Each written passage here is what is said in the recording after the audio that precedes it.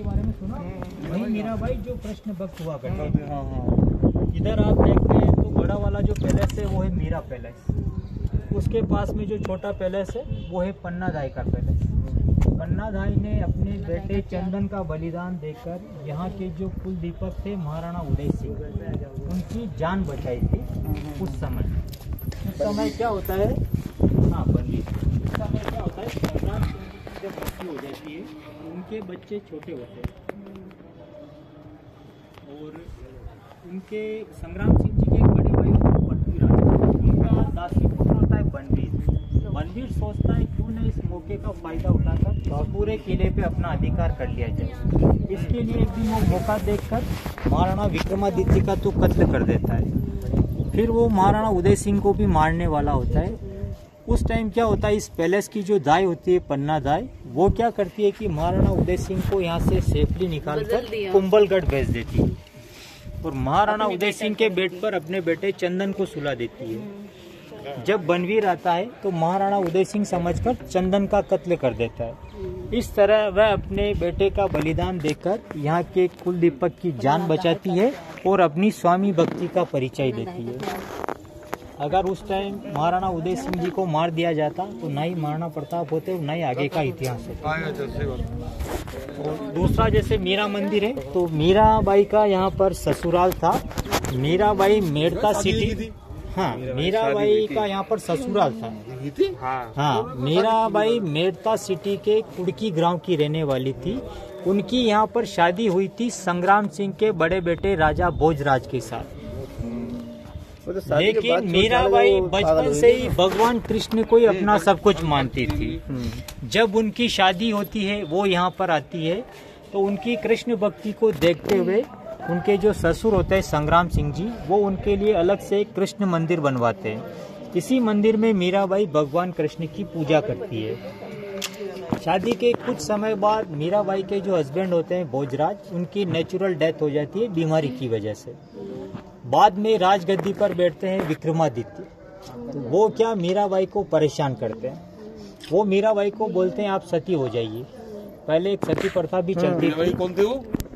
देवर उनके देवर होते विक्रमादित्य। वो मीराबाई को बोलते हैं आप सती हो जाइए। पहले जैसे उसमें क्या होता था, किसी का हस्बैंड एक्सपायर हो जाता तो उसकी पत्नी को भी उसके साथ चिता में जिंदा जलना पड़ता।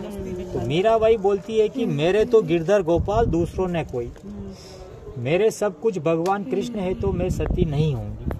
जब मीराबाई सती होने के लिए मना कर देती है तो मीराबाई को परेशान किया जाता है। तो मीराबाई इस पैलेस को छोड़ के वहाँ उस मंदिर में जाके रहने लग जाती है। वहीं पर वो साधु संतों के साथ बैठक करती है, भजन कीर्तन करती है। उनका सारा समय इस मंदिर में निकलता है। कुछ समय बाद विक्रमादित्य वहाँ जाते हैं उस मंदिर में, मीराबाई को समझाते हैं कि आप इतने बड़े खानदान की बहू हो, एक राजपूत रानी हो, क्यों अपने खानदान का नाम खराब करती हो। ऐसे साधु संतों के साथ बैठ के भजन कीर्तन करके आप ये सारी चीजें बंद कीजिए और वापस अपने पैलेस में जाके रहिए। तो मीराबाई उनकी बात नहीं मानती। तो बाद में मीराबाई को मारने का प्रयास किया। मीराबाई को 2 बार मारने का प्रयास होता है। फर्स्ट टाइम उनको जहर का प्याला दिया जाता है इसी मंदिर में। तो वो जहर का प्याला अमृत बन जाता है। वो कहते हैं ना, जाको राखे साइया मार सके ना कोई। तो भगवान कृष्ण के आशीर्वाद से मीराबाई का बाल भी बांका नहीं होता। फर्स्ट टाइम कुछ नहीं होता तो सेकंड टाइम एक फूलों की टोकरी में काला सांप भेजा जाता है। वो काला सांप भी फूलों की माला बन जाता है। जब 2 बार मीराबाई को मारने का प्रयास होता है, मीराबाई को कुछ नहीं होता। तो मीराबाई यहाँ से परेशान हो जाती है और इस मेवाड़ को छोड़कर 4 धाम की यात्रा पे निकल जाती है। गोकुल, मथुरा, वृंदावन होते हुए द्वारिका पहुँचती है। वहीं पर वो मंदिर में भगवान कृष्ण की पूजा करने लग जाती है। मीराबाई के यहाँ से जाने के बाद इस मेवाड़ पर दूसरे राजाओं के आक्रमण होने लग जाते हैं, अकाल पड़ने लग जाता है, बहुत सारी विपत्तियाँ आने लग जाती है।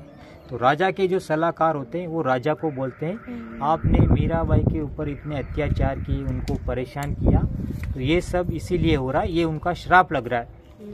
अगर आप ये सारी चीज़ें बंद करना चाहते हो तो मीराबाई को वापस यहाँ लेके आ जाइए। तो राजा क्या करता है, अपने सलाहकारों, मंत्रियों, सेनापतियों को मीराबाई को ढूंढने भेजते हैं। वो लोग धीरे धीरे ढूंढते हुए जब द्वारिका तक पहुँचते हैं और वहाँ मीराबाई को पता चलता है कि ये लोग मेरे को लेने आए हैं, यहाँ से ले जाएंगे, वापस मेरे को परेशान करेंगे। तो मीराबाई एक दिन भगवान कृष्ण की पूजा कर रही होती है मंदिर में। तब वो भगवान कृष्ण को बोलती है कि हे प्रभु, आप मेरे दुखों का नाश कीजिए और मुझे इन सब चीज़ों से छुटकारा दिलाइए। तो उस टाइम क्या होता है, भगवान कृष्ण का जो मूर्ति होता है ना, वो ऐसे 2 भागों में विभक्त होता है। मीराबाई उस मूर्ति के अंदर समा जाती है। कहने का मतलब मीराबाई की मृत्यु का कोई प्रमाण नहीं है। मीराबाई आज भी अजर अमर है। हिंदुस्तान में 2 ही ऐसी लेडीज है जिनका डेड बॉडी कभी नहीं मिला। एक मीराबाई, दूसरी माता सीता जो धरती में समा गई। इस मंदिर के सामने एक छोटा मंदिर और बना हुआ है, वो है मीराबाई के जो गुरुजी थे संत रविदास, जिनको रैदास भी बोला जाता है। सामने उनके चरण पादुका बने हुए हैं। मीराबाई पहले गुरु की पूजा करती थी, उसके बाद भगवान कृष्ण की पूजा करती थी। उस जमाने में गुरु को भगवान से भी ऊपर का दर्जा दिया जाता था। अभी इस मंदिर में जो मूर्ति आप देखेंगे वो ओरिजिनल मूर्ति नहीं है। यहाँ का जो ओरिजिनल मूर्ति था वो मीराबाई अपने साथ ले गई थी द्वारिका। वो आपको वहीं देखने को मिलता है। कौन सी, बेट द्वारका में या समुद्र वाली में? नहीं, बेट द्वारका में।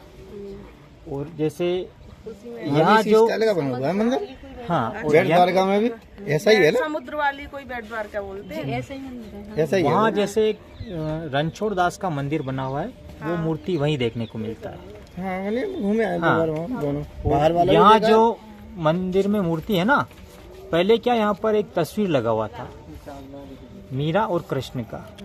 तो यहाँ जैसे एक बिरला सीमेंट फैक्ट्री बना हुआ है, तो उनकी मालकिन सन 2000 में इस मंदिर में दर्शन करने आई थी। तो उन्होंने जैसे वो तस्वीर देखा तो उनको अच्छा नहीं लगा, तो उन्होंने उस तस्वीर को यहाँ से हटवाया और उसकी जगह पर मार्बल का कृष्ण और मीरा का मूर्ति बनवा के लगवाया। अभी आपको वही देखने को मिलता है। जो ओरिजिनल वाली है वो द्वारका में। हाँ, ओरिजिनल वाली द्वारका में। और जैसे आपने हर जगह देखा हो ना, तो मंदिरों में राधा कृष्ण का मूर्ति होता है। ये एक ऐसा पहला मंदिर है जहाँ मीरा और कृष्ण का मूर्ति लगा हुआ है। पहले क्या ये जो और ये जैसे मेवाड़ है ना, ये पहले चित्तौड़गढ़ है जो मेवाड़ की राजधानी हुआ करता था। बाद में 1565 में महाराणा उदय सिंह जी यहाँ से उदयपुर चले गए थे, तो उन्होंने उदयपुर को मेवाड़ का राजधानी बना दिया।